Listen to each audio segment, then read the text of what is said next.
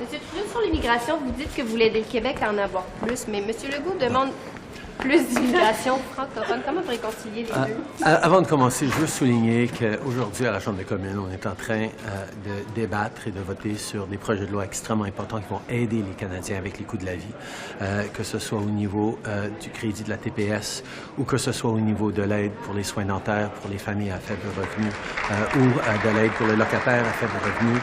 J'espère que tous les partis vont les appuyer, particulièrement les conservateurs qui ont fait un flip-flop sur l'appui au GST, à la TPS, qui est une bonne chose, mais qui doivent aussi être là pour les locataires et pour les familles qui ont besoin de soins dentaires. Par rapport à l'immigration, le Québec a tous les outils dont il a besoin pour augmenter les seuils d'immigration s'ils le veulent, et on est là pour travailler avec eux. Je sais qu'ils veulent plus d'immigration francophone. On veut certainement essayer de travailler avec eux là-dessus, mais il faut se souvenir que l'immigration sera toujours une source de richesse pour le Québec et surtout pour l'économie aussi. On a une pénurie de main-d'œuvre. Oui? Les aider d'augmenter, mais en fait, M. Legault, il veut le diminuer. Puis c'est pour ça qu'on vous demande de clarifier. On voulait comprendre ce que vous vouliez vraiment dire. Bien, je parle à énormément d'entrepreneurs et de communautés à travers le Québec qui font face à cette pénurie de main-d'œuvre. On sait que ça va prendre plus d'immigration, mais je comprends aussi que c'est une conversation à avoir avec le premier ministre Legault. Mais je veux souligner que le Québec a déjà tous les outils par rapport à l'immigration pour augmenter le nombre d'immigrants. S'ils veulent 50 000 qui a 50 000 J'entends des entrepreneurs, des communautés, des villes et villages à travers le Québec qui font face à cette pénurie de main-d'œuvre. On sait que l'immigration est une source de solution pour cette pénurie-là. On sait aussi que l'immigration a toujours été un atout énorme pour le Québec et on est là pour travailler avec le premier ministre Legault, mais on respecte que c'est lui le premier ministre du Québec. Merci beaucoup tout le monde. Oui, mais là, notre boss, il a dit qu'il va aider le Québec à recevoir plus d'immigrants. Donc, est-ce que on doit comprendre que vous allez forcer le Québec peut-être à revoir sa cible à la hausse de 50 000? Bien, Québec peut faire ce qu'il veut. Il a déjà tous les moyens de le faire. Je l'expliquais hier. En fonction de l'entente Québec-Canada, Québec peut choisir le poids de sa population, 23 plus 5 ce qui donne 28 Actuellement, il choisit à peu près 13 L'écart entre les deux, l'écart entre ce qu'il choisit et ce qu'il peut choisir, c'est 66 000 immigrants qui peut choisir 100 francophone. Il peut le faire demain matin, s'il veut. Mais le seuil de 50 000 par année, êtes-vous d'accord avec ça? Bien, je veux dire, c'est Québec qui fixe son seuil. Mais aujourd'hui, déjà, à travers les outils qu'il a, il peut choisir ces 50 000-là francophones. C'est à lui de le faire. Bonjour. Bonjour. Je viens de parler de notre position sur le projet de loi du Bloc québécois.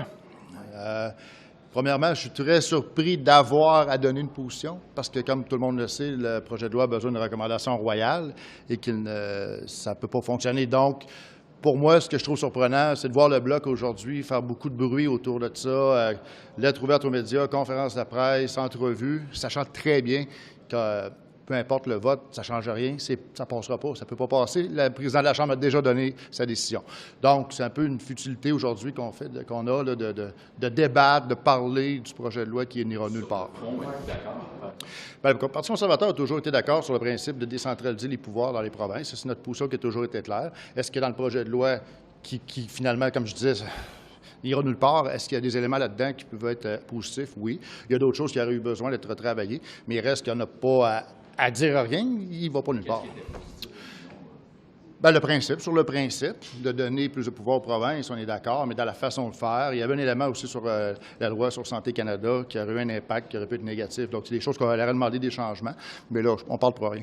Sur les demandes de M. Legault en immigration, quelle est la position du Parti conservateur? Là-dessus, l'immigration, nous, c'est sûr et certain qu'on a toujours été favorable à ce que le Québec puisse décider de ses niveaux d'immigration. La problématique majeure qu'il y a actuellement, c'est surtout au niveau des travailleurs saisonniers, les délais au niveau du fédéral en ce qui a pour le traitement des dossiers d'immigration. Comme dans nos bureaux de comté, on reçoit énormément de plaintes de gens qui attendent, qu'il n'y a rien qui se règle. Donc, mais pour les demandes du Québec en tant que tel, ça, on va revoir avec si M. Legault change son approche au niveau de l'immigration de façon générale, mais il reste qu'on est favorable à travailler en collaboration avec eux. Oui, mais eux, ce qu'ils demandent, mais je veux juste clarifier, eux, ce qu'ils demandent, c'est d'avoir les pleins pouvoirs en réunification planification familiale notamment, de pouvoir sélectionner plus d'immigrants ou tous leurs immigrants afin qu'ils parlent français. Êtes-vous d'accord avec ça? Là-dessus, on doit revoir avec notre nouveau chef, on va rediscuter, on va reparler avec le Québec pour être sûr de la position. Donc, je ne peux pas vous donner si oui ou non on accepte intrinsèquement ce que le gouvernement du Québec demande actuellement, mais il reste qu'à la base, on est très favorable à donner plus de pouvoir au Québec. M. Trudeau disait ce matin, on est prêt à travailler avec Québec, mais pour qu'il y ait plus d'immigration au Québec. C'est contraire à ce que M. Legault souhaite. Bien, c'est ça le débat. Là. Le débat, c'est que pour nous, premièrement, les seuils d'immigration, on a toujours trouvé que le libéraux en mettaient énormément, alors que l'approche d'en avoir un peu moins, mais de mieux gérer l'immigration, premièrement, parce qu'actuellement, tout le monde sait que c'est un problème de retard dans le traitement des dossiers. Donc, faisons mieux. L'approche du Québec, c'est de dire on fait mieux, on veut s'assurer que les gens soient bien accueillis chez nous. Et ça, là-dessus, on est favorable avec ça. Donc, mais il y a une révision complète au niveau fédéral de la façon de gérer l'immigration, parce qu'actuellement, c'est le bordel total. Excusez-moi, là, juste sur les seuils d'immigration, je suis un petit peu étonnée de ce que vous dites, parce que pendant les débats, votre chef a été interrogé spécifiquement sur les seuils actuels fixés par M. Legault, M. Trudeau, pardon, et il s'est dit en accord avec ça. Là, vous nous dites que vous voudriez que ce soit moins? Je n'ai pas dit qu'on voulait que ce soit moins. On a dit que les libéraux ont augmenté les seuils. Actuellement, on ne sait même plus, je pense, au-dessus de 400 000. Avec le chiffre actuel, ce que M. Poilievre a dit, c'est que lui, l'immigration, trouvait ça important, qu'il fallait, parce qu'il y a des messages des fois qui disaient le contraire. M. Poilievre a toujours été pour l'immigration, mais d'avoir une immigration, justement, qui est bien faite. Où on en a, c'est sur la gestion de l'immigration qui est problématique. Et c'est pour ça qu'on dit, on peut avoir des seuils d'immigration, mais si on n'est pas capable de gérer les demandes, gérer les dossiers, on n'avance à rien. C'est trop élevé dans le sens qu'on est capable de le gérer correctement. Donc, est-ce que 400 000, si on peut les gérer, c'est une chose, mais si on a 400 000 et qu'on ne peut pas en gérer 200 000, bien, c'est pas la même chose. Donc, ce qu'on veut dire, nous, c'est la gestion de l'immigration, qu'on a beau mettre fixer des nombres qui sont plus élevés, mais si on ne peut pas le faire correctement, ça ne donne rien. Oh. Merci tout le monde. Sur l'élection au Québec, il souhaite M. Legault d'avoir plus de pouvoir en immigration pour s'assurer que c'est de l'immigration francophone. Vous en pensez quoi? Le fédéral devrait le permettre? Je comprends la peur et les menaces de la diminution de francophonie, et je comprends ça. Je pense que c'est important de répondre à cette menace. Et je pense que la façon de le faire, c'est de mettre plus d'emphase dans la francisation, plus des investissements pour aider les gens à apprendre le français. Et je pense qu'on doit garder le pouvoir au niveau fédéral, mais je veux répondre, et je pense que c'est important de répondre à cette menace. Est-ce que ça vous inquiète, ce qu'on a entendu pendant l'élection, les propos du ministre de l'Immigration sur les immigrants, les propos de M. Legault, le discours qu'il y a eu? Est-ce que ça vous inquiète? Oui. Et je pense que c'est pourquoi le Premier ministre Legault s'excusait, et il avait raison de faire ça. 50 000 immigrants par année pour le Québec, est-ce que c'est suffisant à votre avis? Donc ça, c'est une question qu'on doit poser au marché et aux demandes pour les travailleurs. Parce qu'on sait, au Québec, on avait toujours, depuis longtemps, c'est aussi le fait à travers le pays, mais une pénurie de main-d'œuvre.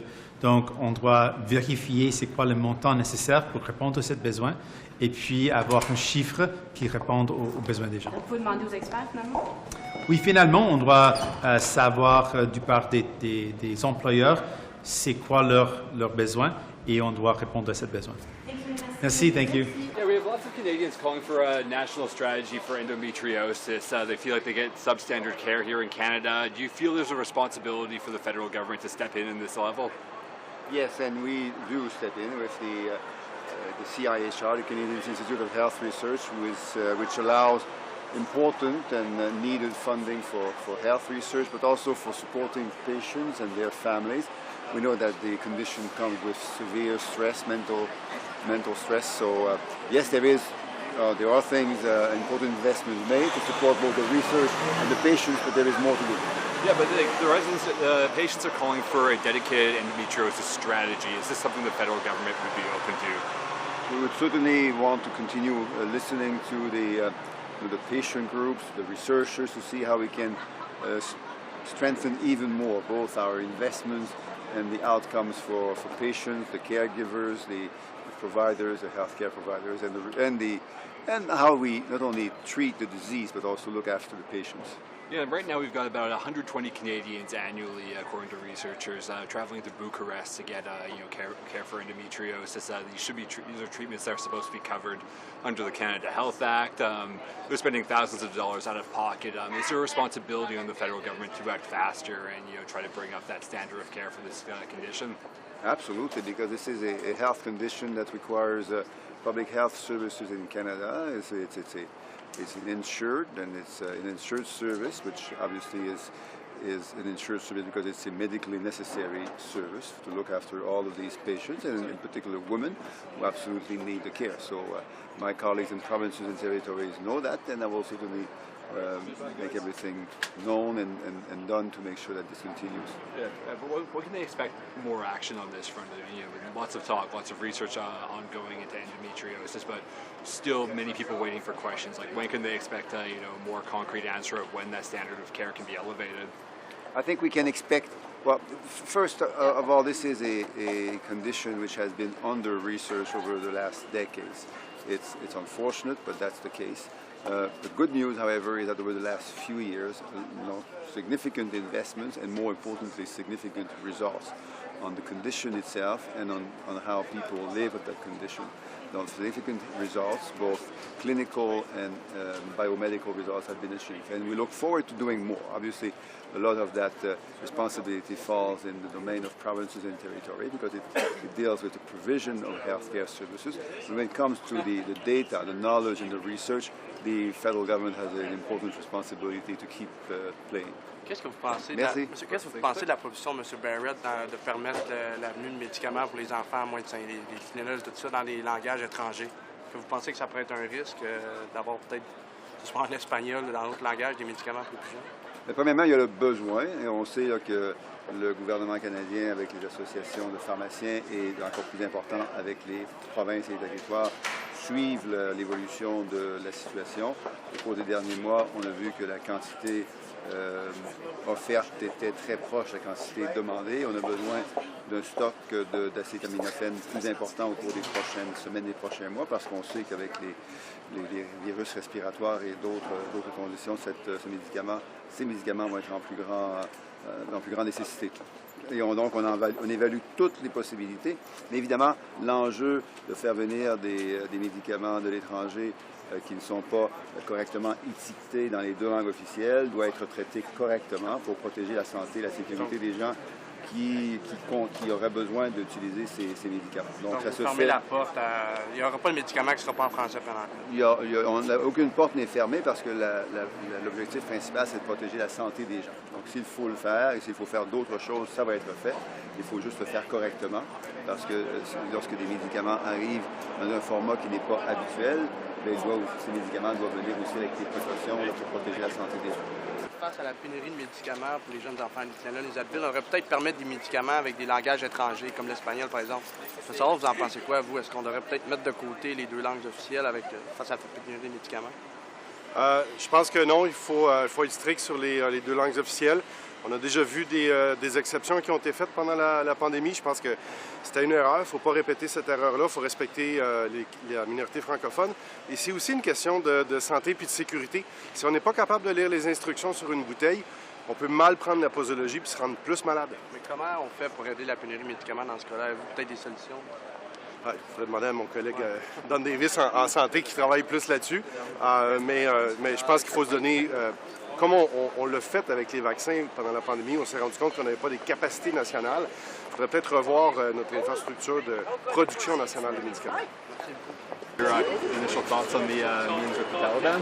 Sure. I'll just say that we don't believe that the government should reestablish diplomatic relations with the Taliban, but where the effort needs to be put into is figuring out a workaround against the current criminal code prohibitions that are preventing Canadian aid from reaching desperate Afghans who are in dire need of that aid.